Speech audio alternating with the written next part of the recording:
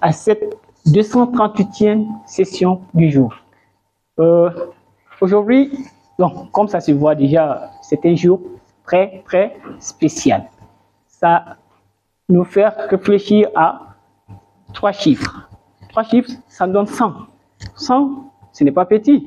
Ce n'est pas 100 jours, ce n'est pas 100 mois, mais 100 ans. Un siècle d'aventure qui a connu des embûches, mais beaucoup de défis ont été relevés. Et pour ça, il y a déjà le thème du jour porte sur a century of growth. Quand on parle de growth, d'évolution, il y a forcément des pionniers qui ont mis les premières briques, qui ont vu leur vision se réaliser.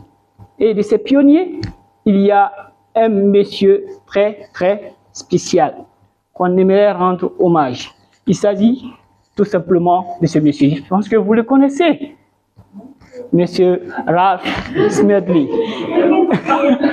Monsieur Ralph Smedley, il est le fondateur de Toastmasters. Applaudissons pour lui.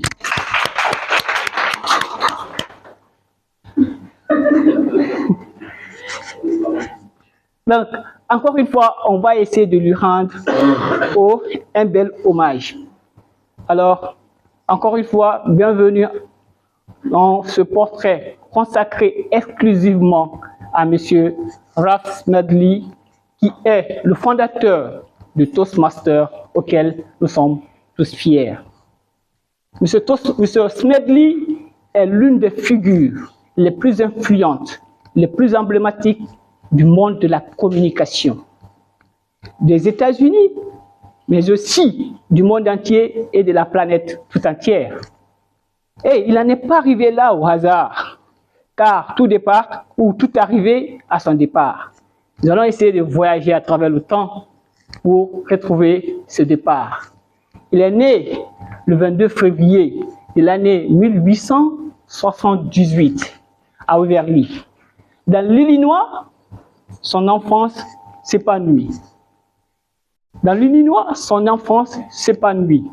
Monsieur Smedley, un éducateur de la jeunesse, il trouve dans chaque voix une grande promesse. En 1924, une vision éclot. Toastmasters voit le jour. Pour ceux qui ont la peur devant l'auditoire, il leur a préparé un chemin vers l'espoir. Chaque discours, une pensée, une danse de pensée.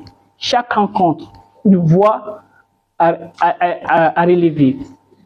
Et chaque rencontre, une voix à relever.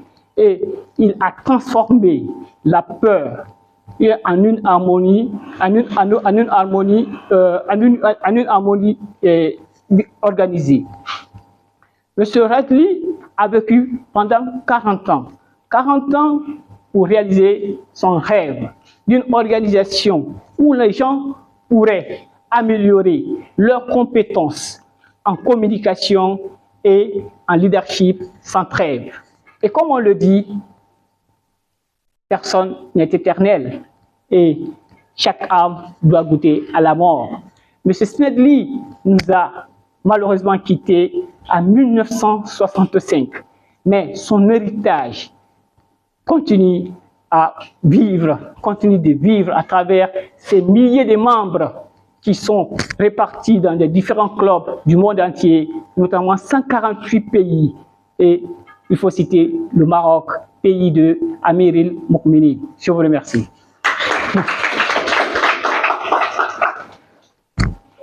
Sans tarder,